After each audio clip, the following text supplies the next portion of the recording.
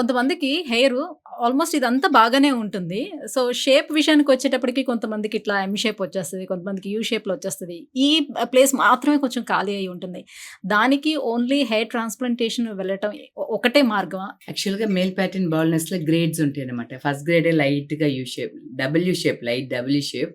దాని హ్మ్. తర్వాత డీప్‌గా ఉంటది. Deep U shape. దాని తర్వాతనే ఫైనల్‌గానే ఇన్వర్టెడ్ యూ అన్నమాట. హ్మ్. సో, ఫస్ట్ గ్రేడ్ అలా వచ్చిందంటే వన్స్ గ్రేడ్ రాకముందలనే మనకు తెలిసిపోతది. థిన్నింగ్ అవ్వటం స్టార్ట్ అవుతది. అప్పుడే ట్రీట్మెంట్ తీసుకుంటే మనకు ఆ గ్రేడ్ వరకు కూడా వెళ్ళాల్సిన అవసరం లేదు. మనం కరెక్ట్ చేసుకోవచ్చు. బట్ వన్స్ వెళ్ళిపోయిందంటే ఇక్కడ ట్రాన్స్‌ప్లాంటేషనే చేసుకోవాలి. అయితే ఏమంటే వన్స్ స్టార్ట్ అయిందంటే ఎవ్రీ 2, 3, 6 మంత్స్‌కంతా ఏమవుతూ ఉంటది మళ్ళీ వెళ్తానే ఉంటది. హ్మ్. అప్పుడేమో ఇక్కడ జేస్తారు. మళ్ళీ ఇక్కడ ఊడిపో ఉంటది. మళ్ళీ అక్కడ జేస్తారు. మళ్ళీ ఇక్కడ ఊడిపోతది. సో, దానికి మేమేం జేస్తామంటే ఇక్కడ కరెక్ట్ జేస్తాం. హ్మ్. దీనికి ట్రీట్మెంట్ ఇచ్చి సో, ఇక్కడ హెయిర్ ఊడకుండా జేసేసి హ్మ్. ఇక్కడొచ్చి ట్రాన్స్‌ప్లాంటేషన్ ఒక మేబీ ఒక 1000 హెయిర్ ఫాలికల్స్ అలా పెట్టేసినామంటే ఫుల్‌గా హెయిర్ వచ్చి కవర్ అయిపోతది.